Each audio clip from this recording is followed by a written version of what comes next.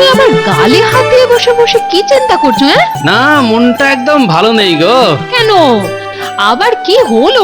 রাজামশাই তো ফিরেই এসেছে, এবার থেকে রাজ্য আবার ভালোভাবেই চলবে। না গো না, রাজামশাই আমার কাছে পরশ পাথর চেয়েছেন, সেটা না দিতে পারলে তিনি তো আবার বিভাগী হয়ে কোথায় চলে যাবেন কে জানে। ও এই ব্যাপার, তো দিয়েই দাও না, দিয়েই দাও না পরশ পাথর। আরে বাবা, আমি কোত্থেকে পরশ পাথর দেবো? আমি তো জানি না কোথায় পাওয়া যায় সে জিনিস। উমা, তাহলে তুমি রাজামশাইকে বলেছো কেন যে তুমি তাকে পরশ পাথর দেবে? কি মুশকিল, না বললে কি রাজামশাই হিমালয় থেকে ফিরে আসতেন নাকি?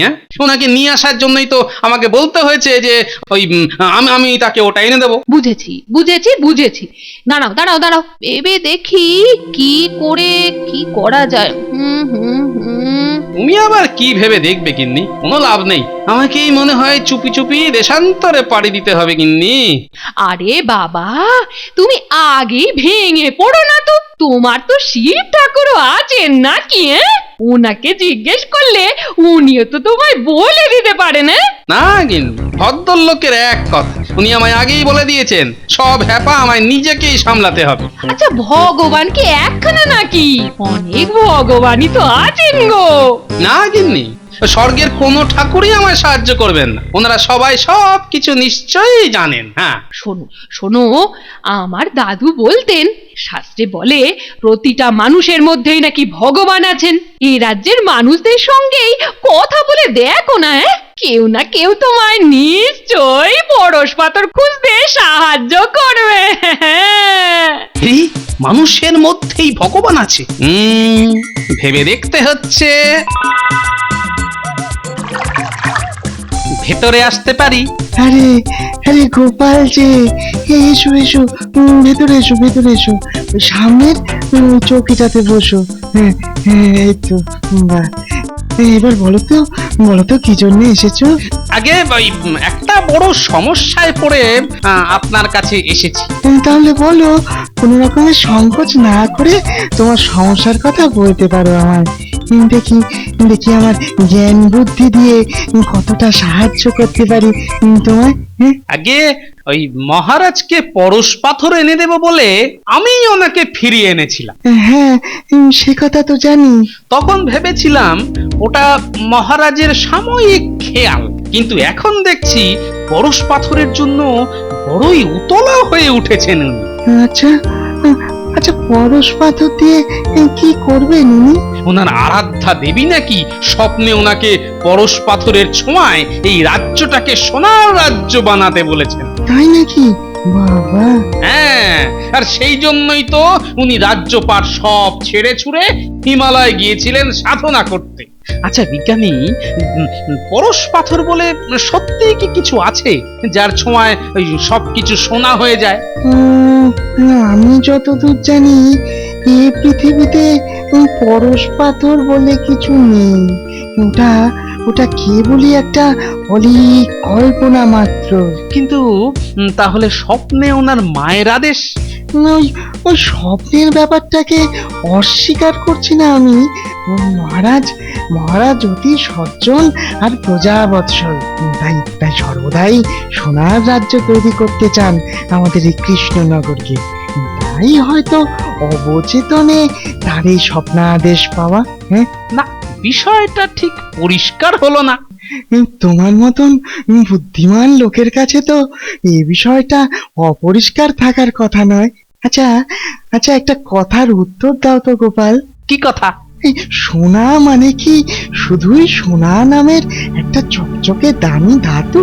হ্যাঁ, এই যে আমরা সোনার ছেলে বলি, তার মানে কি সোনার তৈরি ছেলে? হ্যাঁ, সোনার সংসারেরই বা কি মানে বলো তো?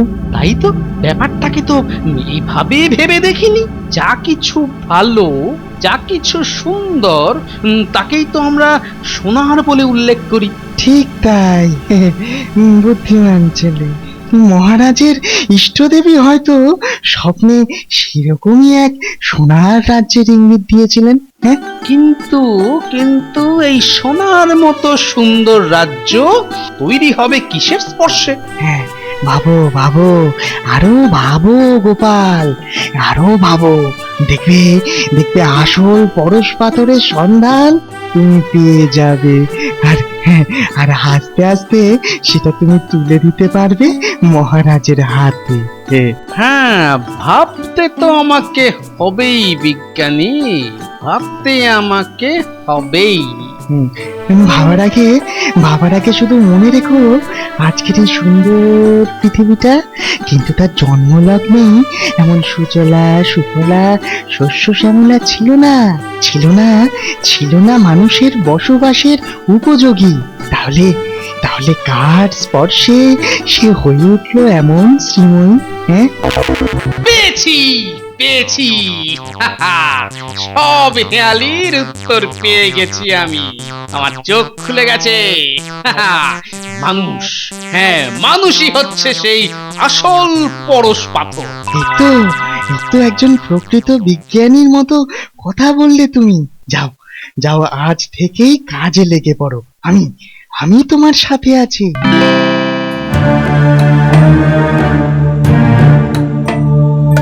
আচ্ছা, সত্যি করে বলো তো তোমার কি হয়েছে? কেন এ কথা বলছো কেন? বলছি কি আর সাধে? বলা নেই কওয়া নেই, হঠাৎ করে দেশান্তরী হয়ে হিমালয়ে চলে গেলে তপস্যা করতে। তা গোপালের চেষ্টায় ফিরেও এলে, কিন্তু আশা স্তক কেমন যেন আনবো না। ভালো করে খাও না, ঘুমোও না। রানী, আমি আমার আরাধ্য দেবীর এক বড় অকর্মণ্য সন্তান। মা আমাকে স্বপ্নের মধ্যে পরশ পাথরের ছোঁয়ায় এই রাজ্যটাকে সোনার রাজ্য বানাতে বলেছিলেন। তা গোপাল তো বলেছে তা এনে দেবে।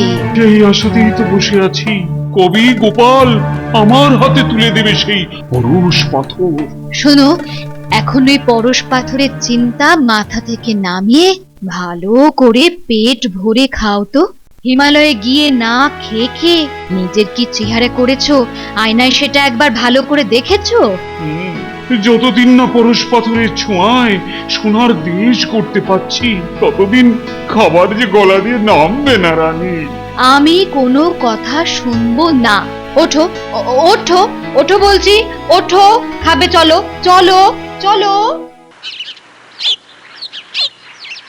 ও গোপাল দাদু, একটা গল্প শোনাও না।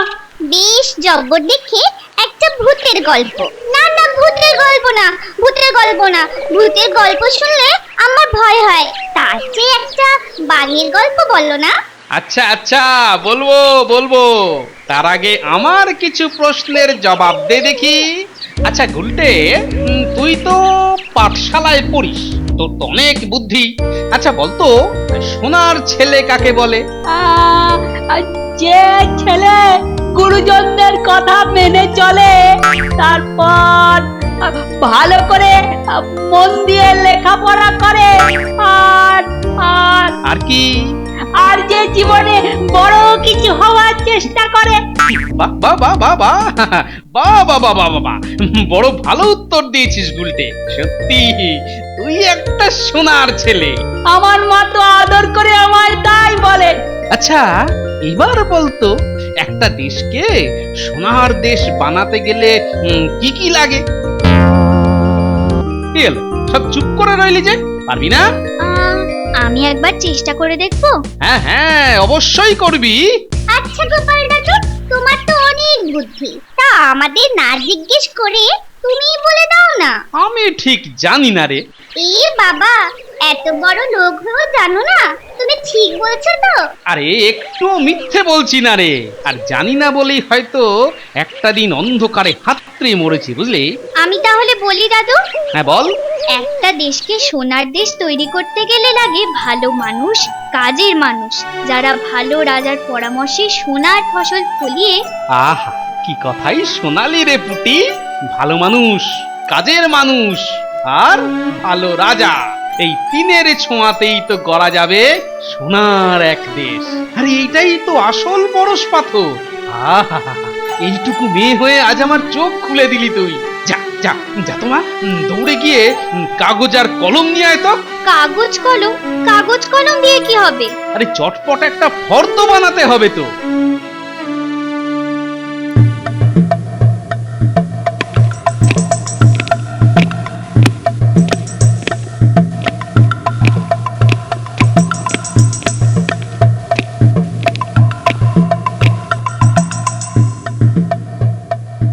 মহারাজ। গোপাল, তুমি এসেছো। ওহ, আমি না তোমার কথাই ভাবছিলাম।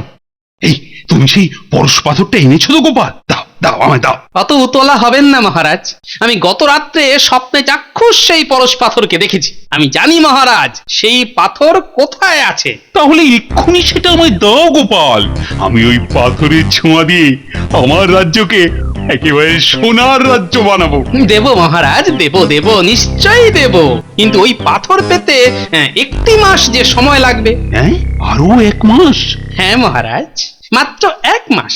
আনতে তো ওইটুকু সময় লাগবেই মহারাজ, কিন্তু আমার একটা কথা আপনাকে বলার আছে মহারাজ। বলো গোপাল, বলো।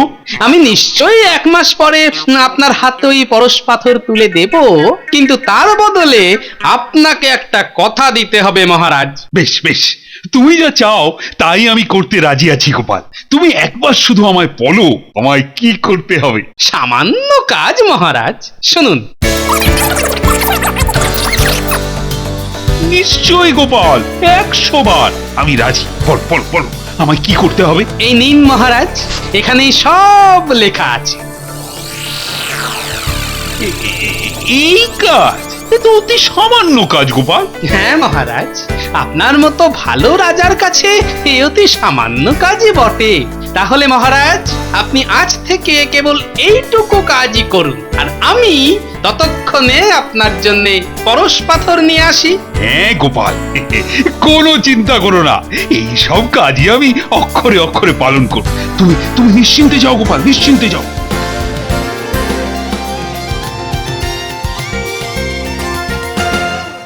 এই সবাই শোনো, সবাই শোনো। এই রাজ্যের রাজ্যবাসীকে আমি হাসি মুখে দেখতে চাই, তাই আমি নির্দেশ দিচ্ছি, মানে আজ থেকে রাজ্যবাসীকে জানিয়ে দেওয়া হোক যে তাদের আর বাড়তি কোনো কর দিতে হবে না, বরং করের পরিমাণ আরো কমিয়ে দেওয়া হবে। আর আমি আজ থেকে কোন রকম 2 নম্বরই কাজ আমার রাজ্যে বরদাস্ত করব না। এটাই আমার সিদ্ধান্ত। জয় মহারাজ কি জয়! জয় মহারাজের জয়, জয় মহারাজের জয়, জয় মহারাজের জয়।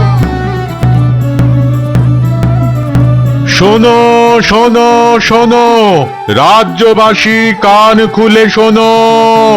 আমাদের মহান রাজা শ্রী শ্রীযুক্ত মহারাজ কৃষ্ণচন্দ্র ঘোষণা করেছেন যে আজ থেকে সার, বীজ, জলসেচ, চিকিৎসা, শিক্ষা আর রাজ্যবাসীর প্রয়োজনীয় সবকিছুই বিনামূল্যে দেওয়া হবে।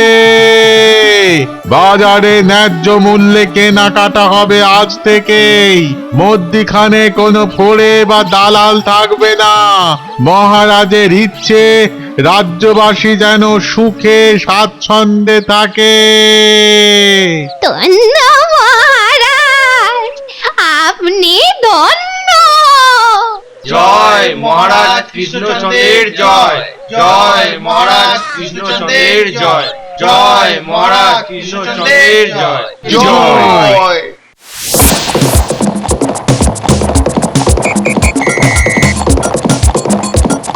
সত্যি সত্যি আমাদের সৌভাগ্য যে মহারাজ কৃষ্ণচন্দ্র আবার ফিরে এসেছেন। এ হলো গিয়ে ভগবানের কৃপা, বুঝলে। তিনি তো গোপাল ভাঁড়কে আমাদের রাজ্যে পাঠিয়েছেন। আপনি গোপাল দাদাই তো রাজা মশাইকে ফিরিয়ে আনলো। যত সব আদিক্ষেতা। চলুন চলুন মন্ত্রী মশাই, চলুন, থামবেন না, চলুন।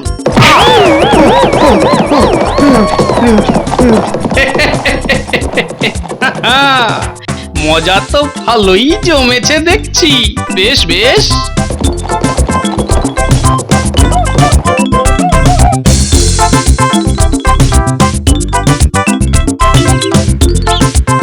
কি গো চাষি ভাই, এবার ফলন তো দেখছি বিস্তর হয়েছে গো। হবে না, বিনি পয়সায় ভালো জাতের সার, বীজ আর সেই সাথে দেদার জলসেচ পেয়েছি যে। শুধু এ জমি নয়, সব জমিতেই মা লক্ষ্মী যেন হাত উপর করে ঢেলে দিয়েছেন। তা তাঁতি ভাই, এই সকাল সকাল কাপড়ের গাঁটরি নিয়ে চললে কোথায়? হাটে গিয়ে বেঁচে আসতে গো। কেন হাটে যাবো কেন? এতদিন তো দালাল এসে তোমার ঘর থেকে নিয়ে যেত। ও মা, মহারাজের নির্দেশ শোনোনি? তিনি তো দালালগিরি বন্ধ করে দিয়েছেন, বুঝলে ভাই? এতে কিন্তু খুব সুবিধে হয়েছে আমাদের। দুটো বাড়তি পয়সার মুখ দেখতে পাচ্ছি গো আজকাল। তাহলে তাহলে ধান পাকলে আমরাও বাড়তি দুটো পয়সার মুখ দেখতে পাবো, বলো? অবশ্যই পাবে। মধ্যিখান থেকে দালাল নামের বুলবুলি তো আর আমাদের বোকা বানিয়ে লাভের কড়ি খেয়ে পালাতে পারবে না। ঠিক বলেছো ভাই, এতদিন পর মহারাজ কৃষ্ণচন্দ্র একটা কাজের মতন কাজ করেছেন। দেখবে এবার থেকে হয়তো কৃষ্ণনগরের চেহারাটাই পাল্টে যাবে। আরে পাল্টে যাবে কি বলছো গো? ইতিমধ্যেই তো পাল্টাতে শুরু করেছে। নিজেদের জমির ফলন দেখে বুঝতে পারছো না? বাপের জন্মে এমন ফলন কখনো ফলিয়েছো নাকি?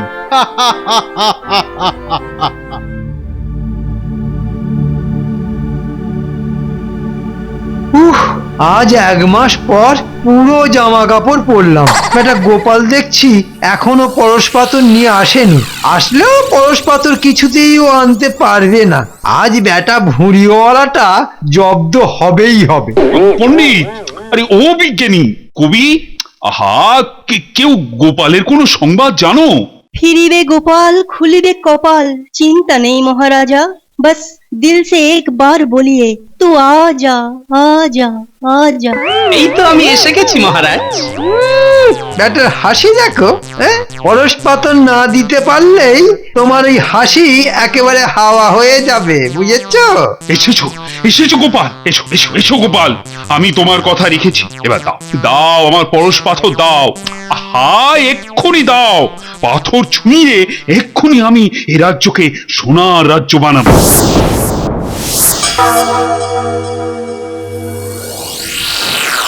এই নিন মহারাজ আপনার পরশ পাথর।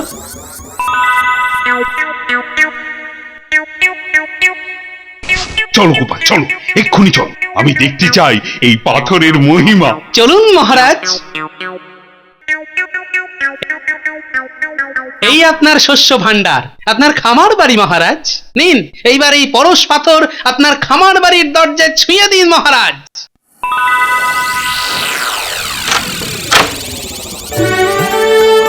বাহ বাহ বাহ বাহ বাহ বাহ, কত কত সোনার ফসল দেখে আমার যে কি আনন্দ হচ্ছে না তা বলে বোঝাতে পারবো না গোপাল। সত্যি সত্যি এ আমার স্বপ্ন, আমার সোনার দেশের সোনার ফসল। চলো গোপাল চলো, আমি আরো দেখতে চাই আরো। চলুন মহারাজ, তবে এবার চোখ বেঁধে গিয়ে দাঁড়াবেন আর ওই পরশ পাথর হাতে নিয়ে বলবেন আমি সোনার রাজ্য চাই, ব্যাস তাহলেই হবে। হ্যাঁ হ্যাঁ, বাঁধো বাঁধো।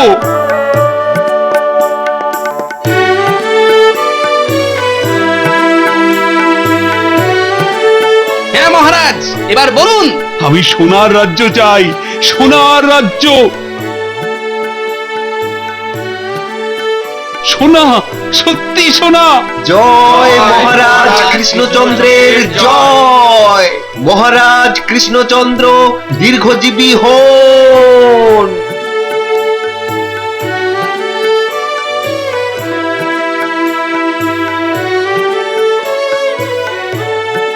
মহারাজ এখন আপনার রাজ্যে আর কেউ নিরক্ষর নেই, কেউ অসুস্থ নেই, কেউ কষ্টে নেই মহারাজ। এই রাজ্য এখন পরশ পাথরের ছোঁয়ায় সোনার রাজ্য হয়ে গেছে মহারাজ, সোনার রাজ্য হয়ে গেছে। আমি সুখী গোপাল, আমি আমি সত্যিই সুখী। এই সোনার রাজ্যই আমার স্বপ্নের রাজ্য। তোমায় তোমায় আমি পুরস্কার দেব গোপাল। মানে তোমার জন্যই তো আমি এই পরশ পাথরটা পেয়েছি। মহারাজ এখন তো এই পরশ পাথরের কাজ শেষ, এবার এটাকে ওই নদীতে ছুঁড়ে ফেলুন। বলছো গোপাল? ঠিক আছে, তোমার কথাই আমি রাখবো। আমি খুশি গোপাল, খুশি। এবার চলো সবাই, চলো রাজসভায় ফিরে যাওয়া যাক। আজ আজ মহারানীও খুশি। গোপালের জন্যই আমি পরশ পাথর পেয়েছি।